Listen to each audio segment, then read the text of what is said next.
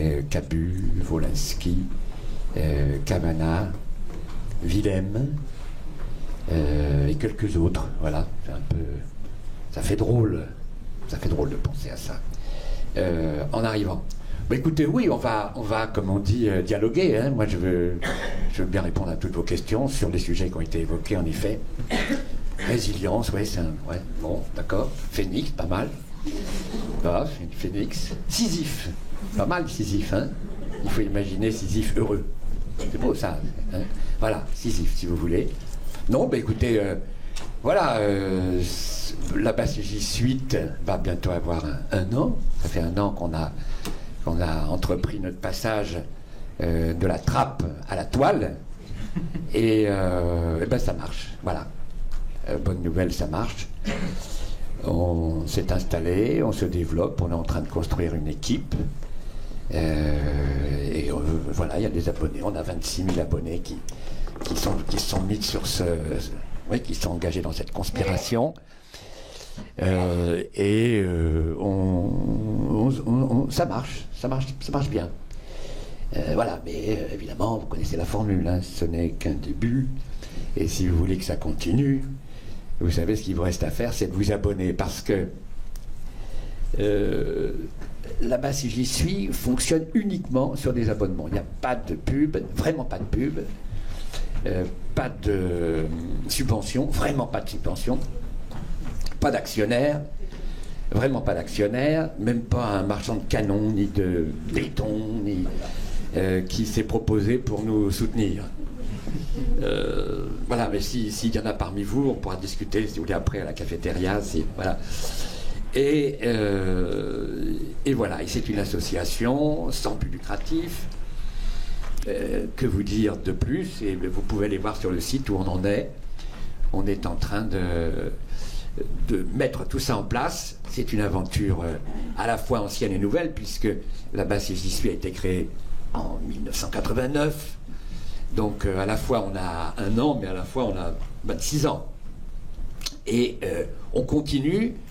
Voilà, c'est la continuité dans le changement, hein, comme disait l'autre, avec un média nouveau, un support nouveau, nouveau notamment pour moi, qui est le net, mais aussi pour l'équipe. Et c'est pas de la tarte, hein. C'est faussement facile, Internet. C'est faussement facile. Il y a des tas de pièges, de difficultés, mais aussi de possibilités nouvelles qui s'offrent à nous, notamment l'image. On se lance dans la vidéo, on se lance dans l'image, on commence aussi, on s'aventure aussi dans le texte. On y va doucement. Parce que là, il y a du monde déjà sur ce créneau-là, et du monde qualifié. Mais l'essentiel de notre histoire, c'est la radio. On continue la radio sous la forme d'entretiens, de débats et surtout de reportages. On a repris les grands reportages de la BASJ qui suit. On en a un, par exemple, là, que vous pouvez écouter sur ce nouveau site, donc, sur la longue marche des djihadistes verts. Il y a un très bon reportage qu'on a. Voilà. Et puis on a eu au cours de cette année des bonnes fortunes surprenantes qui nous ont surprises, parce que on n'a plus du tout le même contact, le même rapport avec le public que celui qu'on peut avoir sur une radio, notamment une radio comme France Inter. Les relations sont différentes, la diffusion est très différente. On a des surprises, des choses qui peuvent aller très très vite. Le buzz, effectivement, ça fonctionne. On a eu par exemple une petite intervention de Gérard Filoche, que vous connaissez, sur Macron. On avait appelé ça Filoche démolit Macron. On s'est aperçu qu'en quelques heures, ça a fait 800 000 vues, par exemple. Et on se demande bien comment ça se passe. Ou des choses qu'on a fait sur en soutien au mouvement de l'assistance publique des hôpitaux parisiens. Là aussi, il y a eu des reportages qui ont fait des grandes quantités de vues. Et puis récemment, ça c'est la surprise qui défie et qui nie toutes les idées reçues sur le net. On a diffusé un entretien avec Alain Badiou, 1h46 d'un monsieur qui parle tout seul, filmé avec 2 caméras, voilà, c'est tout. Même pas une de face, il y en a une de face, là, il n'y en a pas une de face, on n'avait pas le droit d'en avoir une de face. Donc voilà. Qui a dépassé les 120 000 vues. Ça veut dire qu'il y a 120 000 personnes qui ont regardé, enfin, pense-t-on, Badiou parler seul pendant 1h45. Et on est en train de faire une version sous-titrée en anglais pour la diffusion internationale. Voilà, c'est quelques éléments que je peux vous donner. Et puis, je veux parler aussi puisque là on lance une campagne d'abonnement, je ne suis pas venu pour ça spécialement, mais puisqu'on m'a tendu la perche. Parce qu'au départ de cette histoire, on avait prévu et voulu présenter un 7-9-9. On appelait ça le 7-9-9, et c'est vrai qu'on n'en est pas encore là. L'idée du 7-9-9, elle est pas neuve. Tous les journalistes, notamment de radio, ont tous rêvé un jour de faire autre chose que ce que vous entendez le matin. Parce que s'il y a un lieu où la pensée unique se déploie, c'est bien dans cette tranche horaire. Il y a 7 ou 8 radios qui présentent des tranches d'information à cette heure-là. On s'est donné la peine de les étudier, je me suis donné la peine de les écouter. Et c'est vraiment la même chose. Hein. Il y a des variantes de cibles entre celles qui visent des publics populaires comme RMC, ou celles qui visent des publics plus élitaires, qui visent la petite bourgeoisie culturelle comme France Culture. Mais le contenu est à peu près le même, notamment en ce qui concerne les rubriques, les chroniques économiques. Un économiste keynésien est un révolutionnaire sur ses... Souvenez-vous de Bernard Maris, feu Bernard Maris, que France Inter a tellement honoré et regrette tellement, mais qui avait une demi-chronique le vendredi matin. Il arrivait comme un énergumène révolutionnaire pour bavarder avec un autre économiste qui lui n'était pas révolutionnaire du tout. Et voilà, alors que finalement Bernard était un keynésien tout à fait assumé, et certainement pas marxiste, évidemment, ça c'est le gros mot, ça relève de la pornographie pour ces tranches d'infos. Donc voilà. Mais la difficulté, elle est que c'est difficile. Il faut du monde pour présenter quotidiennement une telle tranche d'infos. On est en préparation, mais on n'a pas encore les moyens, il faut bien le dire, d'assumer ça tous les jours. Pour France Inter, ils sont 70 pour faire ça, au moins 70. Et ça suppose... voilà. Mais c'est notre but. On s'organise, et dès qu'on a les moyens, on mettra ça en place. Mais dès le 21 janvier, puisque c'est notre date de départ, 21 janvier, certains qui connaissent un peu l'histoire de la tête de veau voient de quoi je parle. C'est la date à laquelle on a démarré la Basse et J'y suis l'année dernière. Et là, pour le premier anniversaire de la Basse et J'y suis, on présentera un 7-9-9 hebdo. Ce ne sera pas quotidien, mais ce sera hebdo. Et puis, les abonnés auront désormais des pages de blog. Enfin, il y a tout un développement comme ça auquel nous sommes attachés.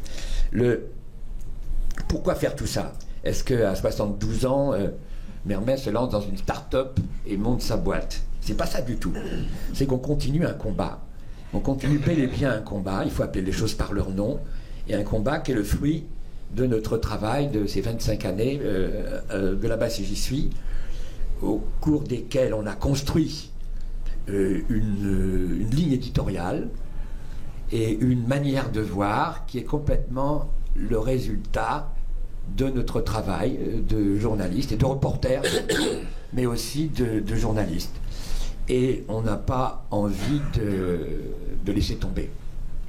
On n'a pas envie de réaliser le rêve de la direction de Radio France, pour tout dire. Alors c'est d'abord de la résistance, mais c'est aussi l'idée que, et le constat que vous faites tous, qu'on est là dans une situation sans précédent en matière de concentration de la presse entre quelques mains, je crois qu'ils sont 8 maintenant, hein, ils sont de moins en moins nombreux à posséder de plus en plus de médias, de diffuser des médias de plus en plus nombreux qui disent de plus en plus tous la même chose en même temps.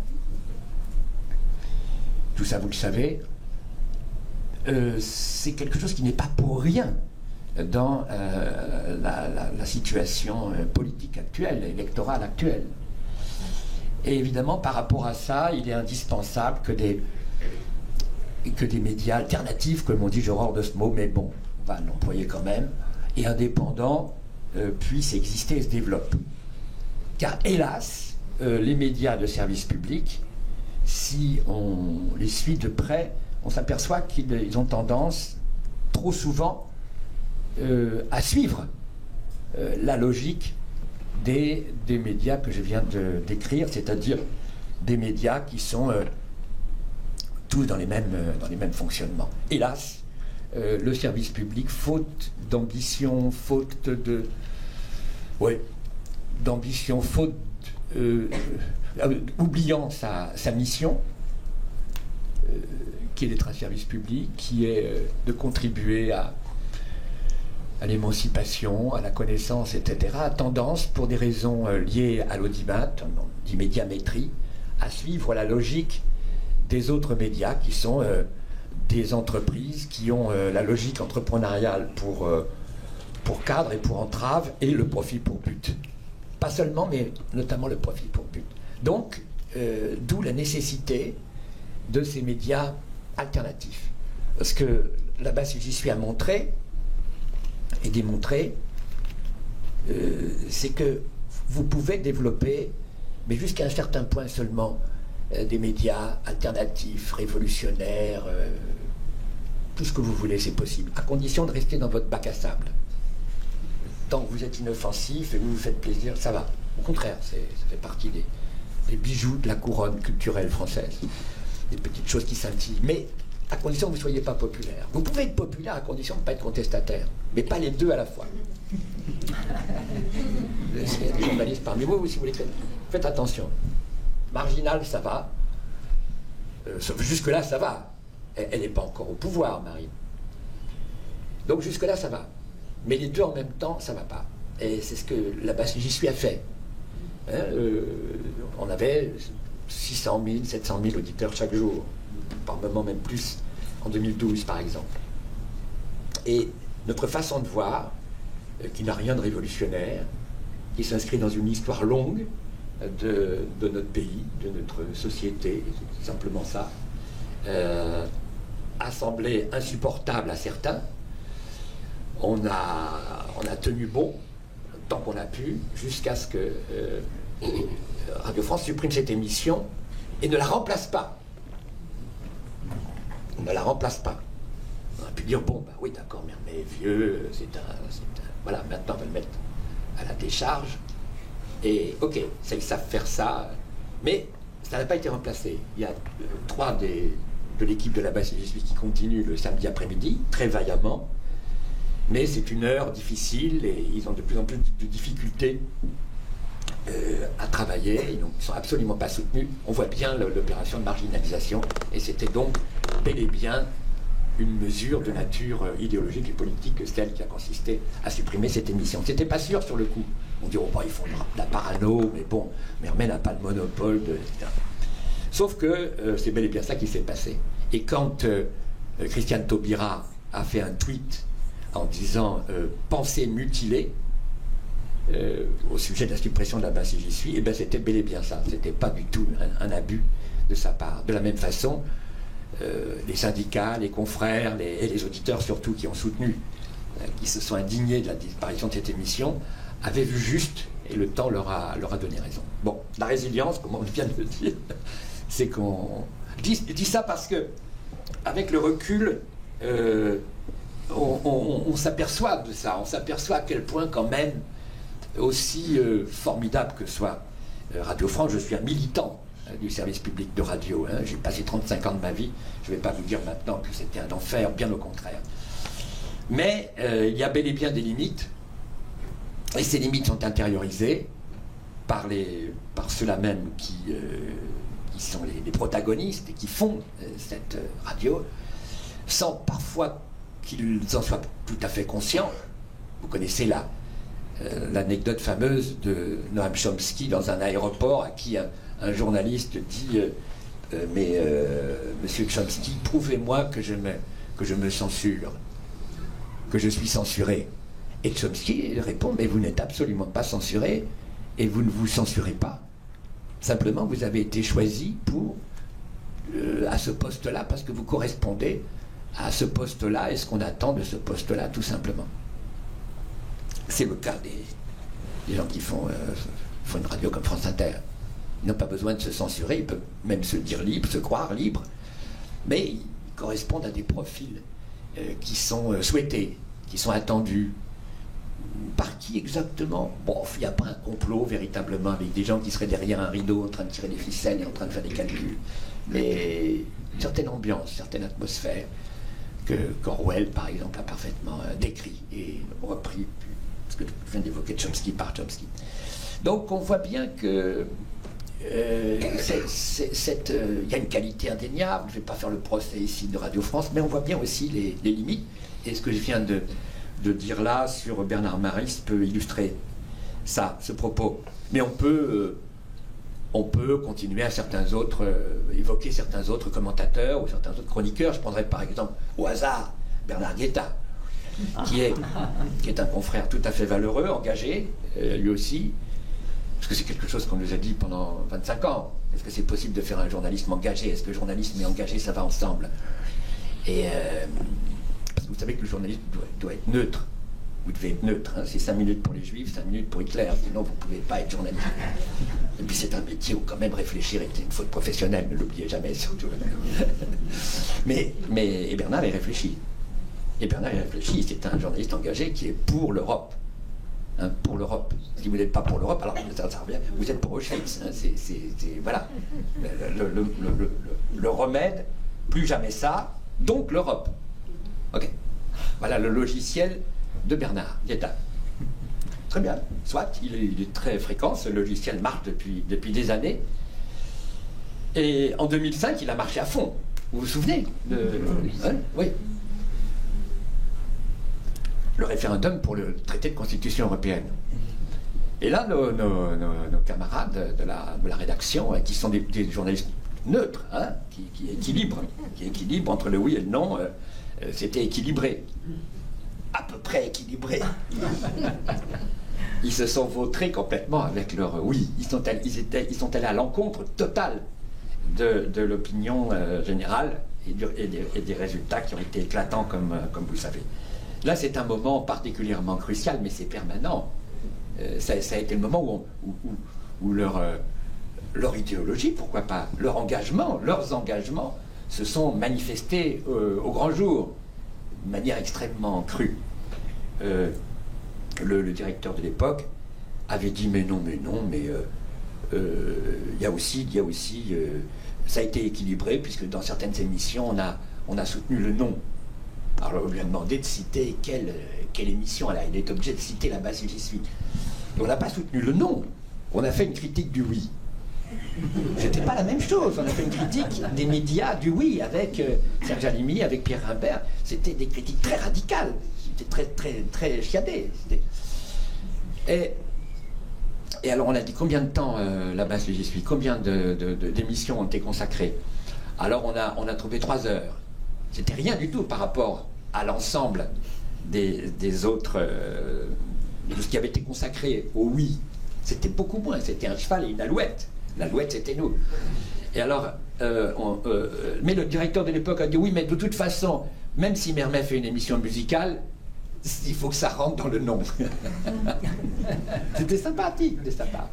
Bien que, on peut parler un peu de l'engagement encore, parce que c'est un reproche qui est fait, parce que c'est présenté comme un reproche, non pas comme un hommage, bien évidemment, que de faire le journalisme que nous faisons, qui est un journalisme avec de l'engagement, mais je le répète, il part d'un travail d'enquête et de reportage tout à fait respectueux des faits, et honnêtement respectueux des faits. Les faits sont sacrés, le commentaire est libre. On a des lettres.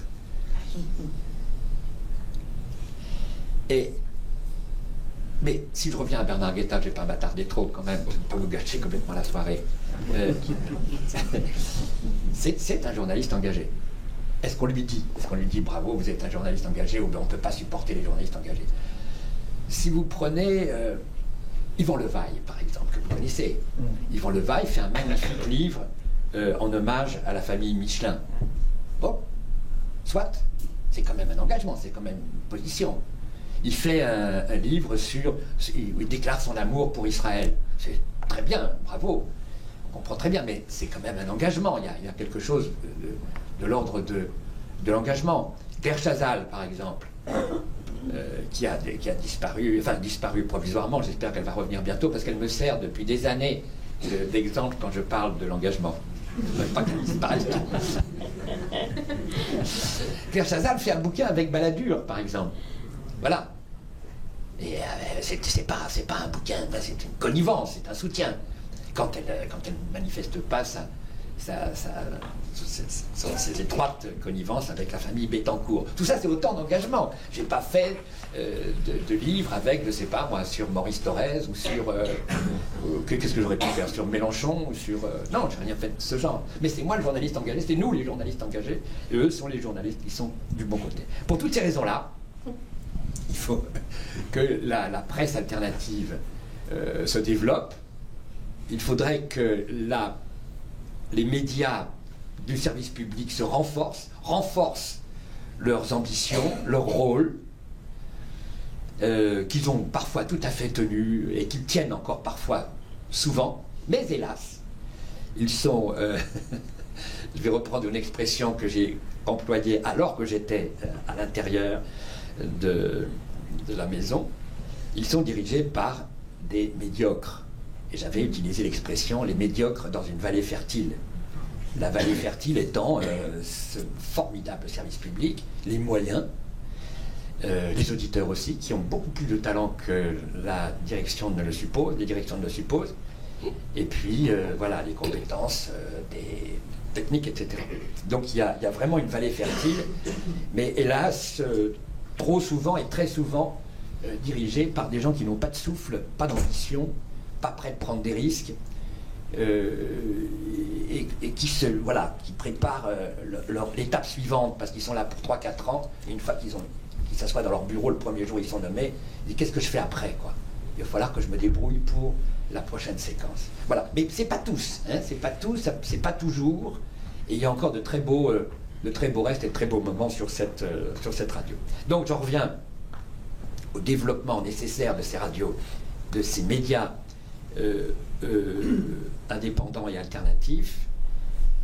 Toute la question évidemment est de leur financement, de leur efficacité, du poids qu'ils peuvent les uns ou les autres peser, du rôle qu'ils peuvent avoir. Et ça, vous vous en doutez, il y a un moment où on pèse un certain poids. On peut être un tout petit journal local. Je vois des gens qui vendent par exemple Fakir ici. François Ruffin, quand il a commencé son journal, petit journal, c'était juste une feuille de papier, à Amiens, s'est mis à peser très lourd. Un gars, une feuille de papier, très lourd dans la vie amiénoise, la vie politique amiénoise et sociale amiénoise. Donc on peut peser. Hein. Il y a des moments où on peut peser comme ça. Il faut trouver les endroits où on peut exister, où on peut faire entendre des voix discordantes et des voix qui contestent et qui font exister la démocratie. Sinon, ça ressemble un peu à un aquarium. Et on peut comparer les médias que j'évoque à vous savez, ces bulles d'air dans les aquariums. S'il n'y a plus de bulles d'air, les poissons crèvent et la démocratie aussi. Donc il faut soutenir, tant qu'on peut, ces médias. Ils doivent s'organiser, ils doivent se professionnaliser, à mon avis. On a une prolifération, pulvérisation, disait même Ignacio Ramonet, de médias de toutes sortes, une espèce d'éclatement comme ça, mais qui hélas se recopient tous les uns les autres, sont tous alimentés par les mêmes sources douteuses et vont, je pense, à un moment ou à un autre trouver leurs limites. Mais voilà, je pense qu'on n'a pas le choix pour l'instant. autre que ces formes-là, ces formulations-là, même si on peut rêver, et ça a été le cas du monde diplomatique, puisqu'il y a des amis du monde diplomatique qui sont là, qui, il y a un an, ont fait un projet, je ne sais pas si vous vous souvenez, assez embêtant à lire, comme toujours un peu, hein, sur ce que pourraient être des médias publics et sur leur financement. Je vous invite ça vaut le coup de se pencher sur ce projet. Et quant au fonctionnement général des médias, Acrimed, Action Critique Média, a construit à peu près les seuls, je pense. On construit, eux aussi, on fait un travail. Là aussi, c'est assez rébarbatif, mais ça vaut vraiment le coup de se pencher là-dessus si on est intéressé, j'allais dire tout simplement par la démocratie. Ce que pourraient être les médias vus comme un bien public, vus comme un service public, mais un vrai service public. Les décisions prises à Radio France, vous n'y êtes pour rien, vous n'êtes pas consulté. C'est nous qui finançons Radio France, là, par la redevance. On a fait un impôt particulier pour que les Françaises et les Français comprennent bien ce qu'ils financent avec leur redevance. C'est génial, cet impôt. Il n'est pas très égal, on paye tous le même. On pourrait très bien le graduer de manière plus démocratique. Bon, mais sauf que ça ne vous donne pas le droit vous n'êtes pas représenté. Les auditeurs ne sont pas représentés. Les professionnels non plus. C'est quand même assez formidable. C'est-à-dire que vous avez un président qui arrive et qui dit bonjour, je ne suis pas un homme de radio, je ne suis pas journaliste, je suis un manager. Il est à la tête d'un ensemble qui s'adresse à 14 millions de personnes chaque jour. Et ce jeune homme il a tous les pouvoirs. Et il n'est pas journaliste, c'est pas un homme de radio. Un manager, c'est quoi un manager? Et on en a, il y a des gens qui peuvent gérer. Il y a des gestionnaires dans cette entreprise depuis longtemps qui font le boulot. Voilà, c'est possible. Qu'il ait absolument tous les pouvoirs sur la maison, sur les personnels, sur le fonctionnement, sur la ligne éditoriale générale et sur ces 14 millions d'auditeurs. Il y a donc là, il y a des dysfonctionnements, il y a des insuffisances auxquelles il faut penser si on accorde une importance aux médias, bien évidemment. Hein. Or, avec, je le répète, 14 millions d'auditeurs chaque jour, il y a 14 millions de Françaises et de Français qui se portent chaque jour à l'écoute d'une des radios de Radio France. Ça en fait une des plus grosses entreprises culturelles en Europe, tout simplement. Voilà, il faut le savoir, ça. Qui n'est pas critiqué. Trouvez-moi dans la semaine une critique d'une émission de Radio France. Allez-y, trouvez-moi, dites-moi, j'ai lu là-bas un truc où on démolissait telle émission, ou au contraire on encourageait telle émission. Ok? Dans l'éducation nationale, il y a pas mal de profs, j'en suis sûr, parmi vous.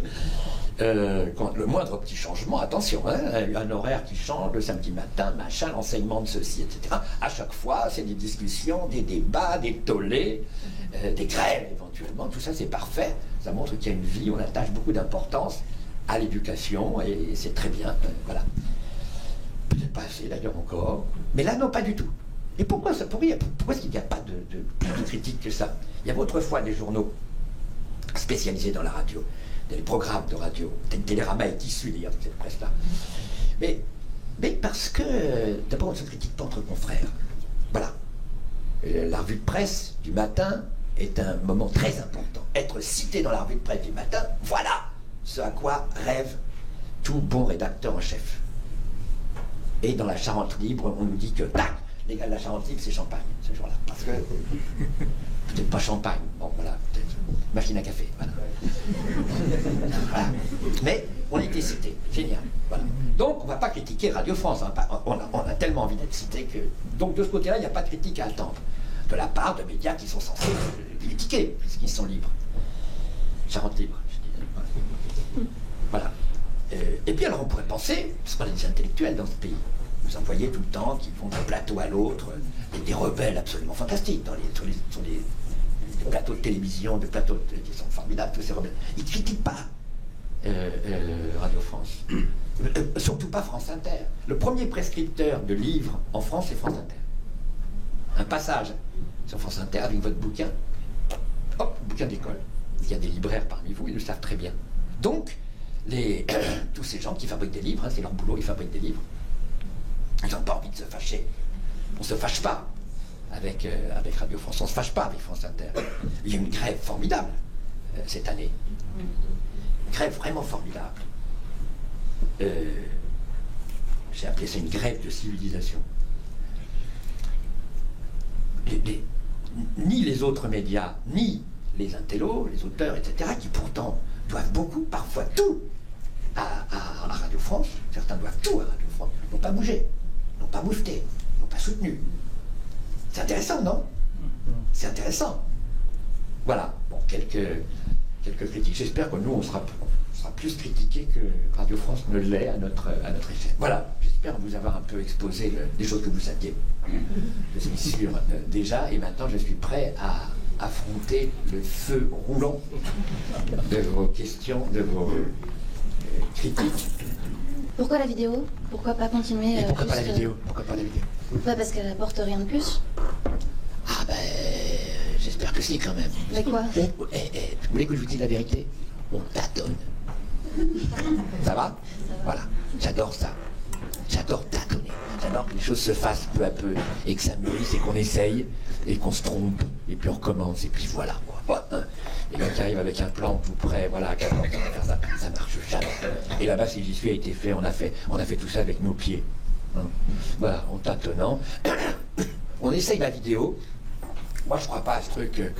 J'ai pas consacré ma vie à la radio, quoi, disons. Hein. Mais je crois pas à ce truc. Voilà, la radio comme un média majeur, média d'imaginaire, etc. C'est un média très ambigu. Goebbels s'était pas gouré, hein. Goebbels s'était pas gouré. Si vous lisez ce que Goebbels a dit de la radio, ou bien la radio des Mille Collines, au Rwanda, ça a été le zyklon B du génocide rwandais, la radio. Hein. C'est pas seulement un petit média qui évoque l'imaginaire, etc. Justement, c'est un média qui frappe très puissamment les imaginations. C'est un média qui a ses limites. Hein. Voilà. Mais on a toujours essayé de faire autre chose, nous, à la base où j'y suis. Et on a monté une pièce avec Antoine Chao en 2000 qui s'appelait Mort la main qui te nourrit. À la maison de la culture d'Amiens, qui a bien marché, on était vachement contents de notre boulot. Moi j'ai écrit des bouquins, il tirait des émissions. Il y a un gars qui a fait des chorégraphies magnifiques, qui s'appelait Honte de choc, il a tourné partout avec des... Bon, j'étais stupéfait de voir des danseurs sur des reportages de la base où j'y suis, c'était très beau.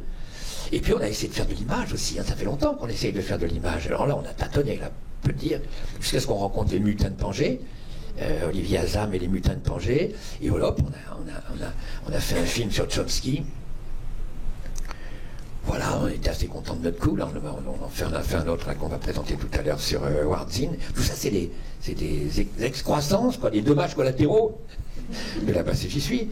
Donc la vidéo, pourquoi pas. Voilà, on est sur un autre média, Voilà, le petit transistor qu'on emmène partout, qui est dans la bagnole et tout. Non, maintenant, on est sur un autre truc. Voilà, on n'en est pas encore là, donc c'est l'image.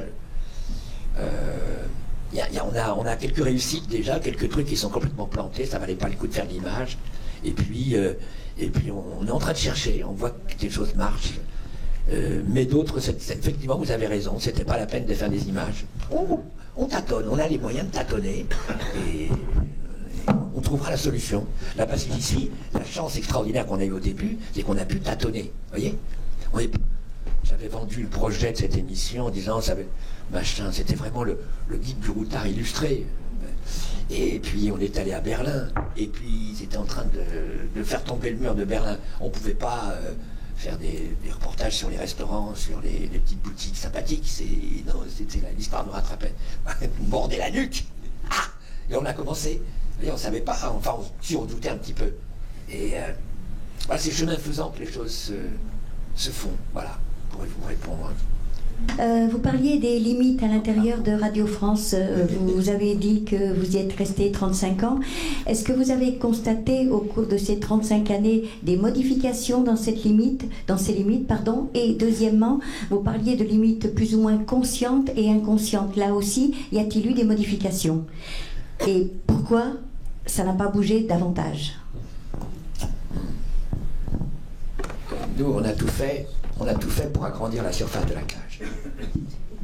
On a tout fait pour agrandir la surface de la cage. Je reprends la métaphore des syndicalistes brésiliens. Tout faire pour agrandir la surface de la cage. Mais elle est toujours là. Voilà. J'ai l'impression, si vous voulez, que J'ai fait un long papier dans le diplôme pour raconter l'histoire de la radio. Contrairement à ce qu'on raconte, la radio nationale, la radio d'État, si vous voulez, n'a pas commencé au moment de l'inauguration de la maison de la radio. J'ai raconté comment, j'ai raconté l'histoire est connue, j'ai pas inventé, mais j'ai eu beaucoup de plaisir à raconter comment cette radio est née. Elle est née du CNR, elle est née de la résistance, elle est née le 20 août 1944, avec la volonté d'échapper aux puissances de l'argent. Et c'est pourquoi cette radio a été créée, c'est pourquoi elle a eu ce financement, c'est pourquoi elle existe toujours. Il y a une filiation entre cette première...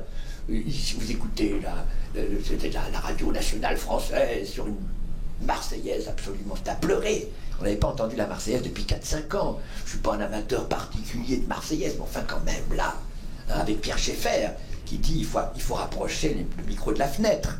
C'est une phrase magnifique. C'est une phrase de ceux qui aiment la radio. Il faut rapprocher le micro de la fenêtre. Pourquoi? Parce qu'il venait de demander, c'était la libération de Paris, ils avaient demandé au curé de faire sonner les cloches de Paris avec leur radio, qui était 37 rue de l'Université à Paris. Et ça sonne. Et Schaeffer, on entend les cloches qui commencent à sonner après que ces résistants qui étaient là aient demandé aux curés, messieurs les curés de comédie, de faire sonner les cloches. On entend les cloches, et là Schaeffer dit il faut rapprocher le micro de la fenêtre. Ça c'est la naissance de quelque chose, non? Et bien on est issu de ça. On est issu de cette histoire héroïque, et il y a eu cette volonté permanente d'émancipation, d'éducation, d'information, manipulée évidemment par les gouvernements successifs. Il fallait tenir ces journalistes, il fallait les brider, il fallait qu'ils écrivent les papiers, et c'était des speakers qui les prononçaient. Il fallait que ce soit des belles voix comme ça qui disent des informations, et ça a été une révolution des journalistes qui ont voulu eux-mêmes dire leurs papiers, leurs articles devant les micros. Mais c'était des papiers, c'était la presse écrite, parce que papier ça permet de corriger, ça permet de contrôler. Mais s'il fallait contrôler ces journalistes et qu'ils avaient quelque chose d'autre à dire, aujourd'hui, le dressage est parfaitement réussi. On n'a plus besoin de les obliger. C'est-à-dire que si vous faites tourner des ours assez longtemps dans une cage, vous pouvez enlever les barreaux et continuer de tourner en rond, si vous voulez. C'est le dressage. Vous avez des écoles partout qui s'occupent de ça. Les grandes écoles de journalisme s'occupent de ça, préparer tout ça. C'est ça qui s'est passé, vous voyez, peu à peu.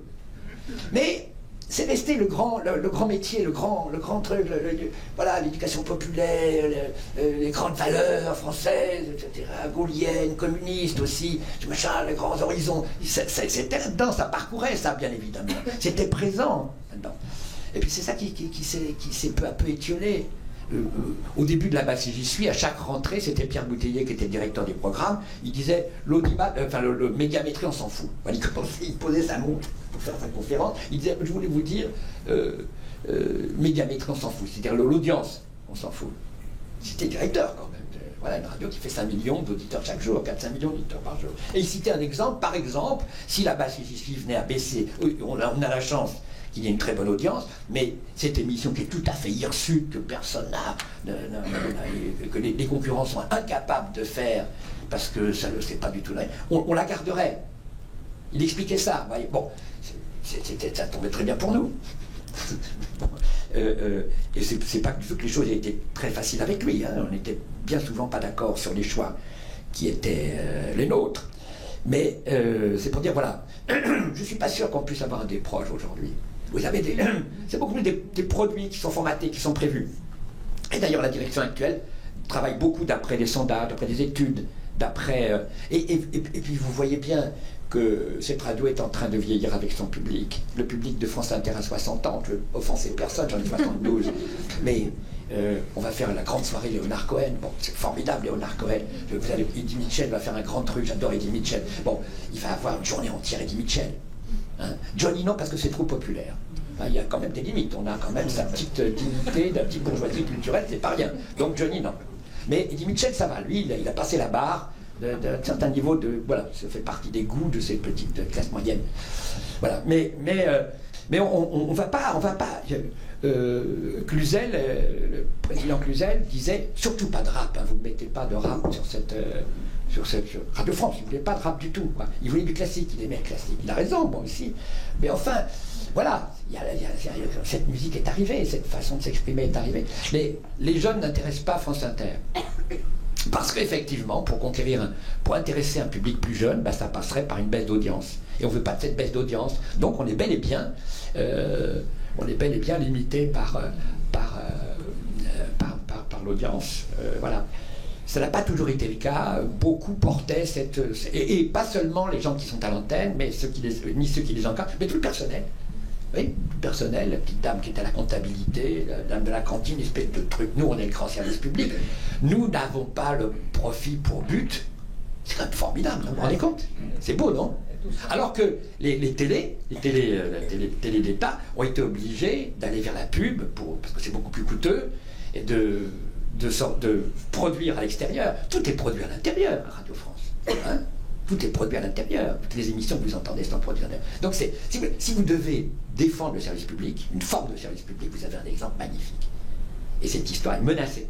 Est menacée par des gens qui arrivent en disant bonjour, je suis manager, je suis une journaliste, voilà. Et ça suit, voilà. Mais il reste encore, voilà, c'est pas cuit, mais c'est compromis, très compromis. On voit pas pourquoi il resterait quelque part une citadelle qui témoignerait de cette... Peut-être sous la forme d'un musée. On est très fort en musée. Mais non, attendez, au musée, c'est le pays des ronds-points et des musées, la France, non? Hein? Donc peut-être un musée de la radio. Voilà, je serais peut-être gardien, ils me prendront peut-être. Si vous vous abonnez pas là-bas, c'est ici, il faudrait bien que je trouve un petit complément de retraite. Ok. Vous parliez de l'engagement, d'introduction. Mais vous n'avez pas parlé des moteurs de votre engagement. Et du coup, ma question, elle se rentrait plutôt sur, en fait, quelles sont vos valeurs? Qu'est-ce qui fait que... C'est quoi la petite étincelle qui amène à un reportage dans Là-bas si j'y suis? Qu'est-ce qui nourrit le fond de votre travail? Vous allez voir dans le film qui va suivre Howard Zinn. Et ce gars-là est tout à fait un type de mon genre. Non, mais non, il y a des convictions, hein, il y a des convictions personnelles. Pourquoi pas dissimuler ça? Il y a les convictions d'une équipe. Ne croyez pas qu'ils ont été forcés de faire ce qu'ils font. Ni les Antoine Chao, ni les Guy Ventil, ni les Charlotte Perry, ni toute la bande. C'est leur conviction. C'est aussi, vous connaissez l'historien, l'historien anglais Eric Hobsbawm. Et il venait assez souvent, Eric Hobsbawm. On avait fait sa connaissance au moment de la publication de L'Âge des Extrêmes, son bouquin. Et puis c'était un très bon critique de jazz. Il a écrit beaucoup sur le jazz. Et donc ça nous le rendait d'autant plus proche, surtout Guy Ventil, qui est un très bon amateur de jazz, et qui est très malheureux de ce que cette musique se soit à ce point, elle aussi, embourgeoisée. Anyway. Et Hobsbawm venait assez souvent. On était ravis de le voir, un grand bonhomme, magnifique, pas francophone, très bavard, très débordant, se payant des sorties de piste en parlant comme ça, alors qu'on pense que c'est un scientifique et qu'il faut faire gaffe, il faut que ce soit cadré. C'était vrai pour ses bouquins, c'était pas vrai dans la conversation. Et il était venu pour un livre qu'il avait écrit, petit livre magnifique qu'il avait écrit sur la commémoration de la Révolution française en 1989.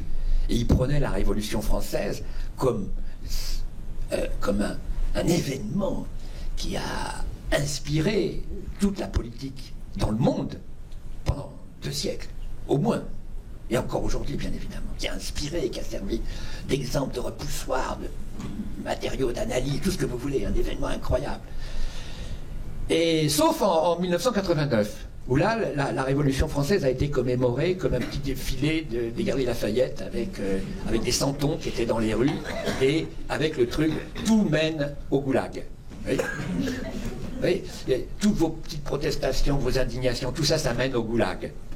C'était vraiment la mise en scène à l'échelle d'une ville comme Paris, qui n'est quand même pas rien, de la pensée Thatcher, there is no alternative.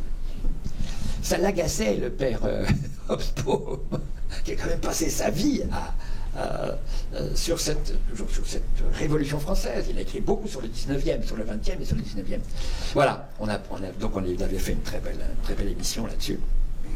Et à la fin, Et il me dit, mais je vous écoute quand je suis à Londres. Alors ah bon, vous écoutez notre émission? Oui, oui, j'aime beaucoup, beaucoup. Il me dit, mais comment vous pouvez définir votre émission? Je dis, bon, vous embarrassez, bon, c'est pas... Voilà. J'ai une émission critique, voilà. Une certaine façon de voir les choses. Et puis alors nous on raconte les choses par le bas, par les gens, voilà, pas par le haut, pas par le pouvoir et tout. Puis on essaye de faire très attention aux intellectuels, aux érudits, aux détenteurs de pouvoir. On essaye de faire des choix là-dedans et de construire quelque chose dans la guerre des idées. Enfin je m'embrouille un peu comme ça. Et il me dit, mais vous connaissez Babeuf? Je dis oui, oui. J'ai un prof en face de moi, je dis oui, la conjuration des égaux, Babeuf, voilà. Ok, 48, ça vous dit quelque chose? 1848? Oui. Déjà moins. La Commune? Ah, la Commune, oui. Ça va, oui. Et les mutins, le 1917, ah, j'ai dit, écoutez, là, je peux la ramener parce que mon papa y était. Mon papa. Ah, alors, bon. Et vous ne confondez pas 1934 et 1936, non? Sinon, on fait la différence quand même, oui. Et puis la résistance, oui. Et puis mai 68, vous y étiez aussi? Je dis oui, j'étais aussi. Okay. Donc voilà, votre émission, ça suit cette histoire-là, tout simplement. Voilà, tout simplement. Je dis, je suis très flatté. Oui, c'est ça, ça doit être ça. Il dit, mais au fond, vous êtes un conservateur. C'est génial, non? Eh bien, il a raison. Il y a beaucoup de conservateurs dans cette salle. Et voilà. Donc j'ai répondu à votre question ou je suis parti moi aussi moi, je me pose la question de savoir si nous sommes toujours en démocratie en France quand je vois ce qui se passe. Et là, en exergue, je dirais, est-ce que les journalistes ne sont pas, alors je mets des gros guillemets, les valets du pouvoir aujourd'hui? Ouais. Oui, on est encore en démocratie, si on veut. Si vous voulez, c'est comme vous voulez. Ok, c'est parce que vous voulez pas alors. Mais on peut encore, on a quand même de beaux restes. Faire attention à ne pas noircir le tableau excessivement. C'est la marée basse, ok? C'est la marée basse. Mais c'est très intéressant la marée basse. Parce que c'est le moment où on voit les épaves. Il faut observer les épaves. Je parle pas de Glucksmann, je parle pas de tout ça. Je parle des épaves. C'est le moment de les repérer. Et les récifs aussi. On voit, parce que la navigation va reprendre. On va repartir. Les vents vont revenir. Surtout si c'est nous qui soufflons dans les voiles. Sinon, ça ne viendra pas tout seul. Et là, on pourra. Et puis, c'est bien aussi la marée basse parce que on a plus de place. On voit il y a des coquillages, on trouve des tas de trucs. Intéressant. Puis il y a plus de place pour marcher. Comme c'est mouillé, on s'allonge pas, on marche, on rencontre des gens. C'est vachement bien la marée basse. Et puis surtout, l'intérêt, c'est que ça précède la marée haute, quoi. Voilà. Je pense que cette noirceur, cette façon de dramatiser les choses ne sert pas à grand chose. Non, c'est être réaliste. Oui, d'accord. Une fois qu'on sera réaliste en disant tout est foutu, ok. Ah non, ça ne veut pas dire être défaitiste. Ah, d'accord. Ce n'est pas du tout Ok. Oui. Les Anglaises, donc nous, je pratique aussi, mais... Oui. C'est un grand-père qui était dans la marine. Non, on vit un moment difficile. On en a connu d'autres. Hein. Ces années où nous n'étions nulle part. Il y a un très beau texte de Daniel Ben Saïd sur ces années, sur ces moments où on croit avoir tout perdu, tout est foutu, et soudain quelque chose surgit. Alors là, c'est là qu'il faut être prêt. Je suis sûr que vous l'êtes. Il faut toujours que les bottes soient près du lit pour sauter dedans quand le cheval passe. Quand on est au fond, on ne peut que remonter. Oui, il y a ça aussi. Non, je crois que c'est... Enfin, je veux dire une banalité, mais quand même, l'histoire nous appartient. L'histoire, est-ce que nous la faisons vraiment, vous le verrez à nouveau dans ce film, mais l'histoire, c'est nous qui la faisons, ça nous regarde. Si on décide de reprendre la main, de reprendre notre rôle, si on veut... vous parlez de démocratie, vous avez bien raison. Notre démocratie, vous avez bien raison, est très très malade. Vous avez l'état de déliquescence, de pourrissement de la vie démocratique, de la vie électorale. 70% au premier tour des jeunes n'ont pas voté. C'est quand même waouh, 60% des ouvriers n'ont pas voté. Alors c'est parce que c'est des grosses feignasses, mollasses, qui restent devant leur télé. Non, il y a quand même un moment, c'est peut-être parce que la vie, ce qu'on appelle la vie politique, la scène électorale ne correspond à rien de leurs aspirations.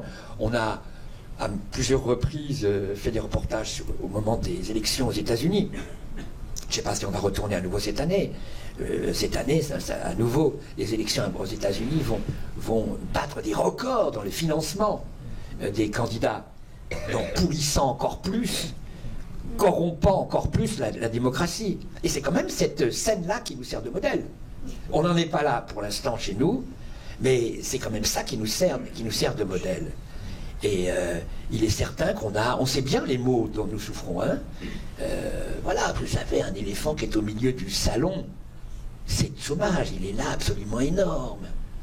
Vous savez bien, 42 000 le mois dernier. Enfin, on ne peut pas ne pas regarder ça en face. On ne peut pas ne pas s'interroger sur les causes de ce chômage qui est présenté comme une espèce de calamité naturelle qui serait arrivée, une crise, quelque chose qui serait de l'ordre de la nature, comme le réchauffement. Il y aurait le réchauffement climatique. Mais le réchauffement climatique a des causes. Le chômage a des causes. On les connaît, on les a repérés. C'est bel et bien des choix politiques, des choix idéologiques que ce chômage. On a quand même on a une jeunesse qui n'a absolument aucune perspective, aucun espoir. Mais pas que les jeunes. Pas que les jeunes, mais enfin, avec le... Vous avez raison. Mais on a... Tout à fait. Mais enfin, je parle pas seulement de perspective et d'espoir en tant que emploi, boulot, mais quand j'étais môme, on avait le grand rêve, le grand soleil rouge de la Révolution. Alors là, c'était pour demain matin. Enfin, il suffisait. Bon fiasco par la 60. Pardon? Bon fiasco, Pardon? Un des grands problèmes aujourd'hui est en partie... Oui, enfin ça c'est des grands sujets. Mais je parle d'une façon générale. Vous n'avez le seul parti qui fait de la politique, vous pouvez noter cette phrase-là. Ok, madame. On peut avoir une conversation en aparté. Mais aujourd'hui, le seul parti qui fait de la politique, c'est le Front National, qui propose quelque chose, qui très longtemps s'est contenté de deux mots, insécurité, immigration, insécurité, immigration. Ça a été un fonds de commerce formidable, qui a été très utile, qui a fonctionné formidablement. Et maintenant, ils ont ajouté tout ce à quoi vous croyez les uns et les autres, et moi avec. Et tout ce qu'on a mis en lumière, tout ce dont Hobsbawm, que j'ai évoqué avec Hobsbawm, le Front National, nous dormions. Nous n'étions nulle part. On roupillait, c'est le sommeil de la raison. Et ils ont tout détroussé, et ça marche très bien. C'est-à-dire que vous avez le succès du Front National vient de ce que le Front National a piqué les idées de la gauche radicale, et la gauche s'enfonce parce qu'elle pique les idées de la droite. C'est une confusion totale. Avoir 15 ou 16 ans aujourd'hui, comme c'est le cas de mes petites filles, ils disent mais explique-nous un petit peu comment ça se passe la politique, la gauche, la droite. J'ai beaucoup de mal pour leur expliquer comment se situer dans tout ça. On est dans une très grande confusion et il faut situer ces situations.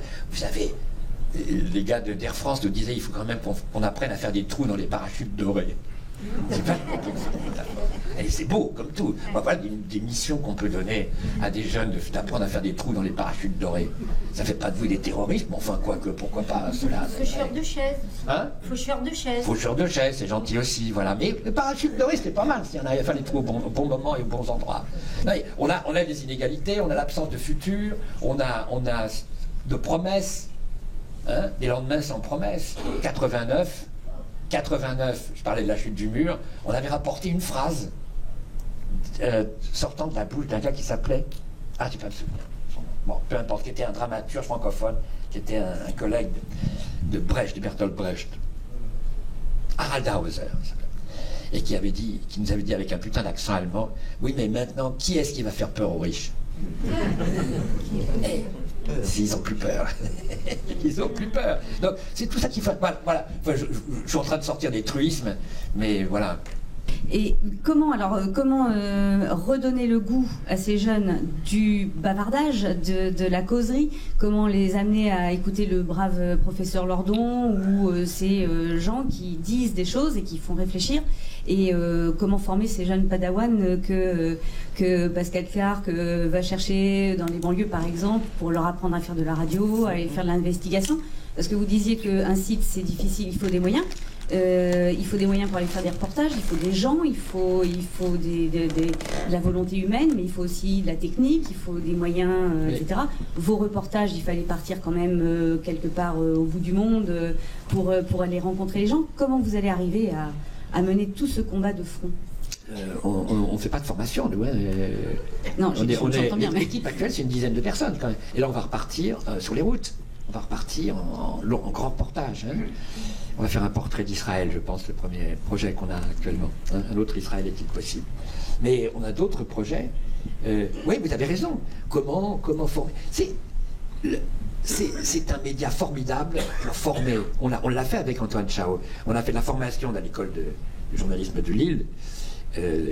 Voilà, et comme ça m'agaçait beaucoup de formater des gens formatés, de ne pas arriver à déformater des gens formatés, pour tout dire. On est allé à Clichy-sous-Bois, on est allé à Saint-Denis ensemble faire de la radio avec des jeunes dans les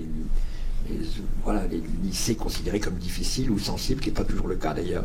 Sensible oui, mais difficile pas toujours. Et c'était vachement intéressant, surtout pour Antoine qui est un très bon pédagogue, que je ne suis pas. Moi je m'énerve très vite, mais Antoine est très bon. Et on a voilà. Mais sauf que la première question des jeunes qui étaient là au lycée Nobel à Clichy-sous-Bois, les filles voilées nous disaient d'abord parlez-nous de la laïcité. Ah, Antoine, alors là, il est vachement laïcard. Bon, moi j'ai parlé de la laïcité. Ces jeunes gamines musulmanes, j'ai grandi juste à côté de chez elles, d'où elles habitent aujourd'hui, et on est allé à l'église tous les dimanches. Alors, le fait religieux et le progressisme, c'est autoroute pour moi, je connais parfaitement ces sujets. Les mômes, elles étaient rassurées, ça allait, ok, on vous respecte, vous pouvez être voilé, pas voilé, mais on s'en fout complètement. Antoine n'était pas d'accord. Il avait une scission. Les deux formateurs, elles ont compris ça tout de suite, ça les a fait marrer. Et donc moi je suis reparti après mes leçons très brillantes sur le fait religieux. Et lui après il a fait c'est lui qui a formé. Mais on leur dit qu'est-ce que vous écoutez comme radio? Aucune. Ah bon, ok. Et la télé? Aucune. Bon, très bien. Mais vous avez des transistors? Non. Ah bon, ok. Ah bah non, on va vous apprendre la radio alors. Voilà.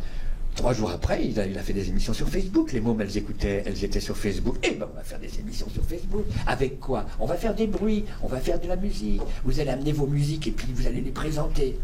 Voilà. Et puis vous allez vous apercevoir que c'est pas intéressant du tout. Et vous allez percevoir que vous avez envie de dire d'autres trucs. Et vous allez vous apercevoir que vous avez envie de débattre sur le voile, la laïcité, machin. Et le vieux pépère qui est venu parler de l'église quand il était petit. Ah, ça marchait. Ça marchait. Mais c'était sur Facebook. Alors évidemment, Antoine il est contre Facebook. Moi je la ferme, mais aussi au principe. Bon voilà. Parce que Facebook, vous avez vu ce que c'est l'Empire. C'est Babylone. Il faut que nous on est contre Babylone quand même, attention. Voilà. Mais pas les mômes. Voilà. C'est des outils. Et peu à peu, elles se sont mis, pourquoi je parle que de ces filles, elles se sont mis à faire des trucs pas mal du tout, à s'exprimer, à découvrir le plaisir. Et là c'est assez facile, hein, parce que c'est quand même une technologie très facile maintenant. Vous pouvez avoir des petits logiciels de montage sur des ordis pas chers, des logiciels qui sont assez accessibles, des enregistreurs pas chers, et on peut faire des choses très belles, mixées, etc. C'est assez rapidement, à condition d'être encadré. Il ne faut pas que les gens soient laissés à l'abandon. Cette espèce de truc, c'est comme ça que leur sang, ça marche pas. Hein, vous avez un très bel exemple là-dessus, c'est Lorraine Cœur d'Acier. Les vieux se souviennent de cette histoire. Au temps des radios libres, du début des radios libres, à la fin des années 70, il y a eu un grand conflit en Lorraine. C'était la fin de la destruction, le début de la destruction, la désindustrialisation, le début de la destruction de l'industrie métallurgique. Et dans cette région, il y a eu la création d'une radio qui avait un titre magnifique, Lorraine Cœur d'Acier. Et c'était d'abord la CFDT, puis après c'était la CGT qui a fait cette radio à l'intérieur d'une lutte extrêmement âpre pour la défense évidemment des emplois et de l'activité. Et c'était la CGT qui tenait ça. Il fallait lire les bulletins, etc. C'était emmerdant comme la pluie. C'était voilà. Et ils ont eu l'idée, le coup de talent, de faire venir des journalistes professionnels qui se sont pointés, qui ont encadré les habitants, qui ont encadré les gens en lutte, qui les ont aidés à faire leur radio. Et ça a été une réussite totale. Il s'est trouvé que les formateurs étaient des bons pédagogues. Ils ne sont pas mis à la place des autres. Ils les ont aidés à formuler ce qu'ils avaient à dire, à trouver des longueurs d'intervention, de construire quelque chose qui soit audible et qui passe. Or, dans les radios associatives, amateurs, etc., ça manque, ça. Hein, ça manque d'envie de dire, bon, on va faire venir des professionnels qui vont nous apprendre, qui vont formater qui vont nous apprendre, tout simplement. Ça manque.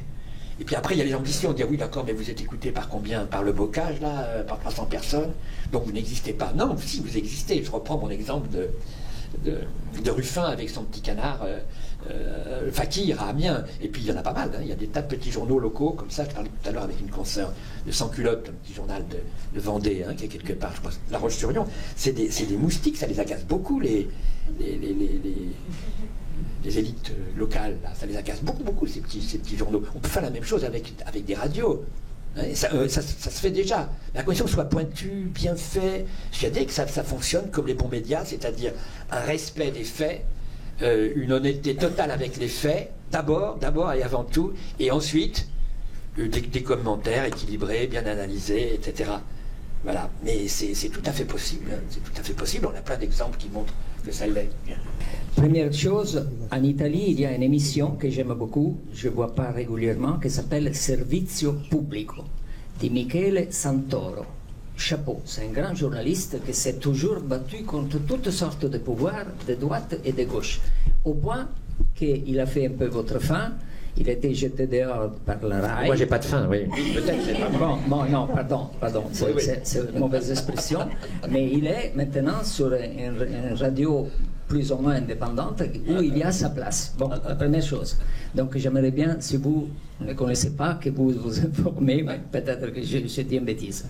Deuxième chose. Je suis très préoccupé pour le fait que, comme vous avez dit, il y a des tabous intouchables, et donc c'est Rai France. Je trouve que notre tabou, c'est le va-t-en-guerre. Alors, tous ces climats pour la France est menacée, les islamistes radicaux sont là, il faut se battre à droite, se battre à gauche, n'a pas eu aucune contestation, ni sur le plan culturel, ou rarement, très rarement, culturel, politique et tout. Donc, quand je dis, bon, merde, il y a 2 ans, 3 ans, on va vers la guerre des civilisations, donc un conflit sur base plus qu'idéologique et religieux, c'est le pire qui pouvait arriver, on est en plein dedans. Donc, je suis préoccupé sur cela, vous me dites si je me trompe. Troisième observation, Mediapart. Je ne sais pas si je mets les doigts sur un nerf que je ne dois pas toucher, mais je suis libre comme vous.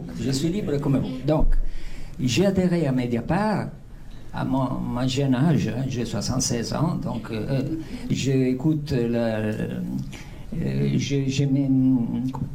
comment est-ce qu'on dit, je me connecte sur Internet 1 heure, 2 maxi, après le cerveau commence à se fatiguer. Et donc, je refuse toutes sortes de trucs sur les réseaux sociaux et tout, parce que je dis, c'est pas moi, et en plus, ça appartient aux Américains. Bon, ils sont tombés. Mais j'ai adhéré à Mediapart parce que j'avais une énorme estime pour Edwy Plenel et pour les témoignages de sa vie, de tout ce qu'il a fait, un peu comme vous. Je ne sais pas vous faire un compliment, mais adhérer à vous, si je l'ai fait pour un support moral et idéologique et culturel et personnel. Mais je ne sais pas si j'ai le courage de me connecter et d'ouvrir un blog ou me mettre en rapport. Mais pour vous, c'est toujours un soutien que je pourrais donner. Merci. Ok, merci. Vous avez une radio formidable à Milan. Vous êtes de quel coin, monsieur? Il y a une radio formidable à Milan qui s'appelle Radio Popolare, que vous devez connaître. Et qui a une très belle histoire, qui a été créée dans les années 70, qui était une radio, la CGI, la CGT italienne, et qui a, un peu comme Lorraine Cordassier que je viens d'évoquer, sauf que les journalistes de Radio Popolare ont gagné leur indépendance, se sont fait financer par les auditeurs, par des dons, et que cette radio fonctionne toujours.